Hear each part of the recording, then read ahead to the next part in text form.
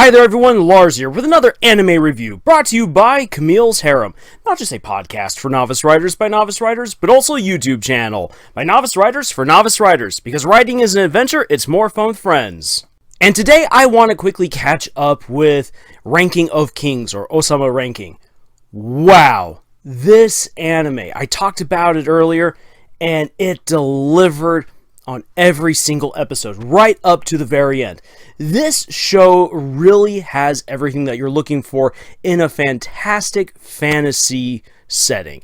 It has all of the politics, it has the intrigue, it has the magic, it has the romance, it has the amazing heroic characters, it has the dastardly villains, it has the crazy over-the-top darker plot that's playing out in the background, it has redemption, it has horror, it has so much going for it. Truly, Ousama Ranking is a gem, and more people need to watch it. In my previous video about the anime, I talked about how this is basically Game of Thrones done right. Now then, strangely enough, considering how crazy and dark some of the later episodes get, I might have to walk some of that back a little bit. It definitely downplayed some of the more Game of Thrones-esque aspects and elements to itself that it had in the first half of its first season. However, that being said, it's still a whole lot of fun, and if at least you know my opinion, because I bring up a whole lot, I'm not a huge fan of George R. R. Martin's works, and I do personally believe that Game of Thrones is largely overrated. Ousama Ranking, on the other side of the argument, really has everything that I'm looking for. Granted, yeah, sure, maybe I would like more big battles, but come on. This show does what it does really, really well.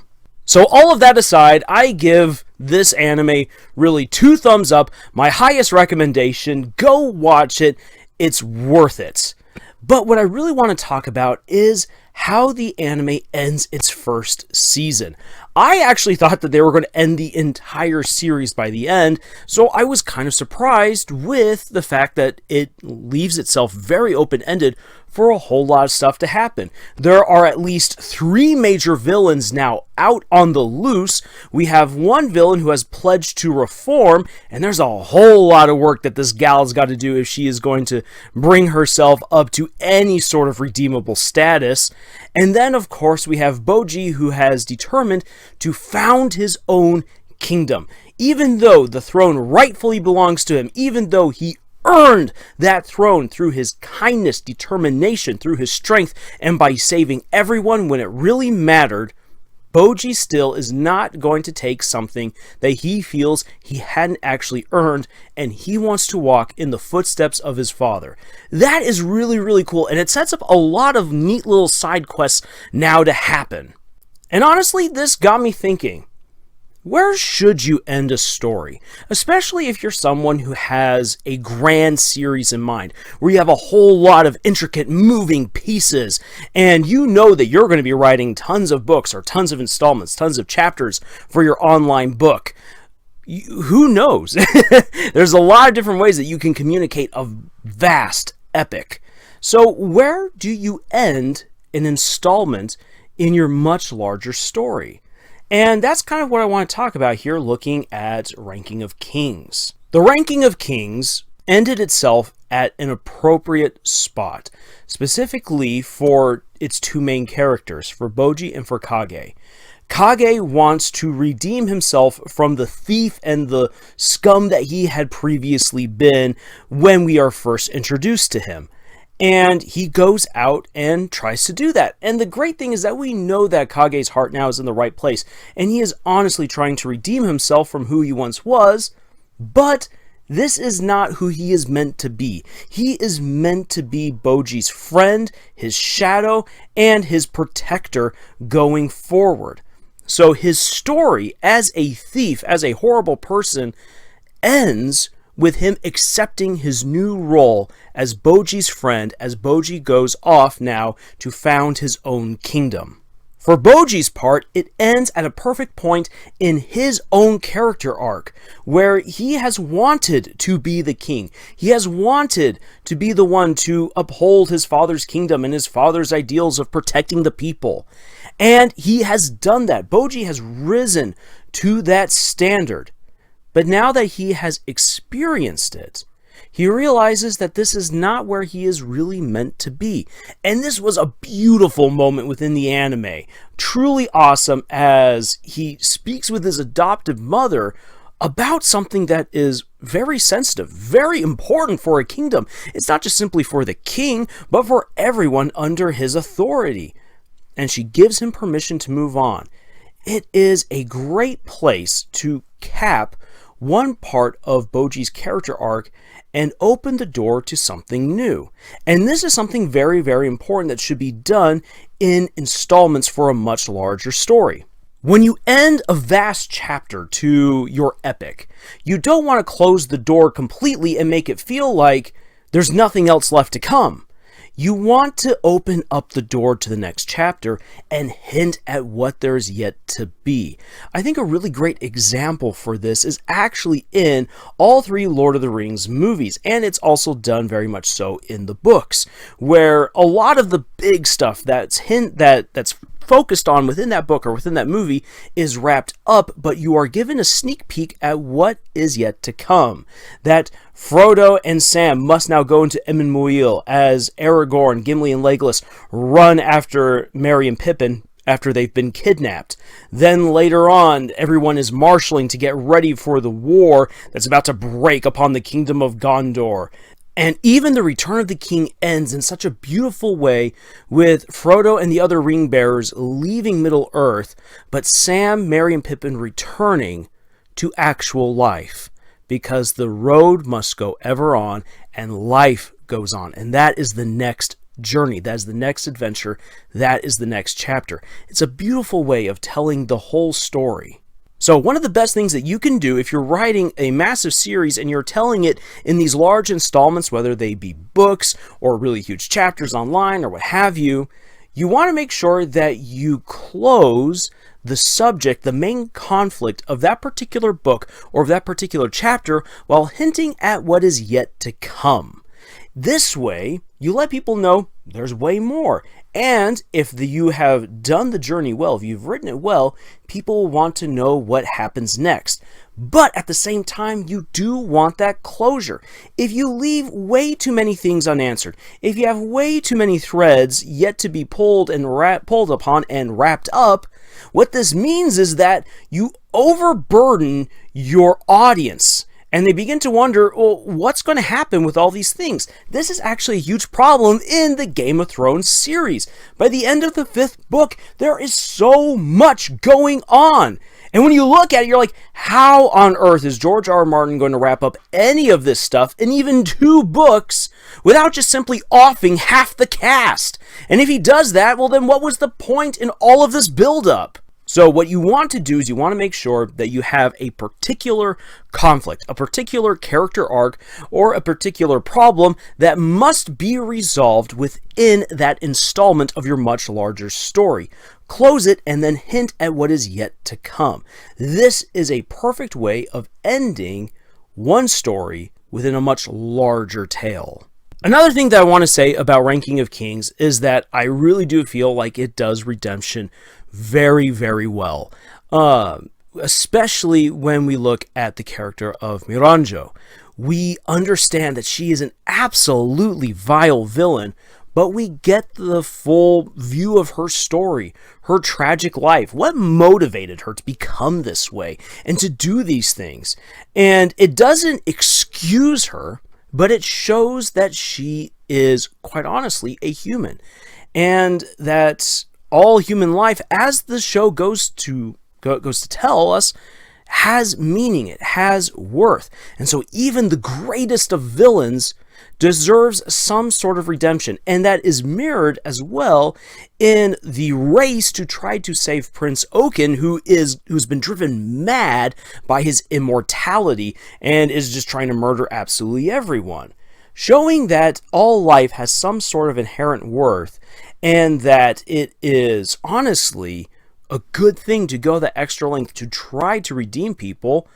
That's a pretty good step. And it's good that it takes the extra step then to not just simply say, okay, well, Miranjo has been saved from the mirror and we all have learned a valuable lesson about the worth of the person. No, it's like, okay, We now understand, little lady, that you have worth, and you are a scumbag. So you're going to do everything in your power to prove yourself a good person moving forward. I'm not so sure about the whole wedding thing, but, well, okay. Anime is going to anime, I guess. Okay, there's a few other things I want to get to before I wrap up this video here. First of all, I love how this show handles the aspect of overpowered characters, and it really comes through in the battle between Boji, King Boss, and Prince Oaken.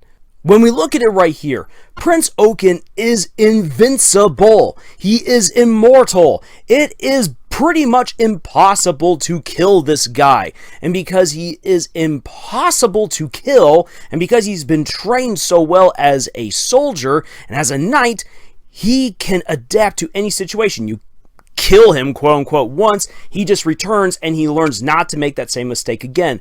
It makes him an effective killing machine. How can you stop this guy? You then put him up against Boji. Boji, who will not kill people. He's pretty weak, yet his speed and his accuracy make it so that he can take out just about anyone, given that they have some sort of weak point. He can sense it, he can hit it, he can knock them out. Game over. It doesn't work on Oaken because Oaken just keeps on reviving no matter what you do. So he is the worst opponent for Boji to go up against. But then you have King Boss, who just has this overwhelming strength. The guy can crush a piece of wood into a diamond. That is the pressure of the entire Earth's gravitational force in the palm of his hand. This guy is just insanely powerful. And so he is able to crush Oaken into a little ball, cram him into a rock, and stuff him in there so he can't take advantage of his immortality and his ability to revive. It seems like King Boss is unbeatable, and yet Boji, because Boji has his incredible speed and his ability to find the weak points in other people, he can take advantage of that, and it doesn't matter how insanely powerful King Boss is, Boji can hit the right spots and he just obliterates his old man. And what we see here in these fights is that all these other amazing knights and magicians, powerful people, witches, wizards, none of them can stand up to the power of these three guys. These three characters, Boji, Boss, and Oaken, are indeed overpowered. They are super OP. And yet there is balance. There is conflict to them. There is someone out there who can challenge who they are in terms of their power levels. But not only that, all of these characters have something that they've got to go through. King Boss has to deal with the emotional crushing weight and guilt of his previous actions and everything that he's done to become king, which is pretty awful stuff. You then have Boji, who has to overcome his limitations and his self-doubt to become the king that he's supposed to be. And you have Oaken, who was a good man, potentially the best man besides Boji in the entire series, who succumbs to insanity because of his immortality. All of these are fantastic elements, fantastic aspects of these characters that challenge the fact that they are OP. And that's something that you want to have in an overpowered character. That's not just simply that there's something out there that can challenge them power-wise, but something that can challenge them on a very personal level. That's a great way of balancing OP characters with the rest of your story. The last thing I want to touch on here is this. I think it's really great that the show leaves a lot of questions unanswered. We still need to figure out, okay, who were all of these villains that were imprisoned in the underworld? What are their stories? We get hints that their stories are very important because it seems like an entire kingdom was sacrificed by the father of Kingbo. And also, what's going to happen to Oaken? Oaken is on the loose, and that is a horrifying thing. And what is in the treasure room of the highest ranked king? And who are these people that control the treasury?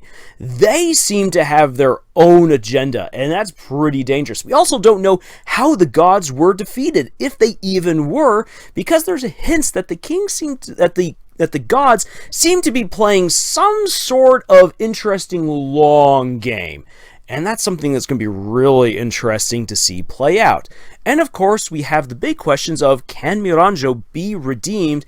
And how will Prince Boji prove himself to be a worthy king moving forward and founding his own kingdom? All of these are great questions that are going to move the story forward as the series progresses. And again, that's just a really great way of keeping the audience hungry for more. Honestly, Ranking of Kings, Ousama Ranking, does it all phenomenally well. It's why I give it 2 thumbs up and my highest recommendation for anyone to watch. Even if you're not a fan of anime. Thank you for listening to me rant about this anime for so long. Even if you're not a fan of anime, dear listener or dear viewer, watch it. It's incredible. It really, really is. So with all that being said, I think it's time to wrap up this diatribe. If you're looking for more solid writing advice, please go check out our podcast, Camille's Harem, found on Podbean, iTunes, Google Play, Spotify, the works. We also have writing exercises for you over at our Pinterest page, and we would love for you to join our growing community of novice writers. Links for all of that and more are down in the description. And until the next video, y'all, tschüss.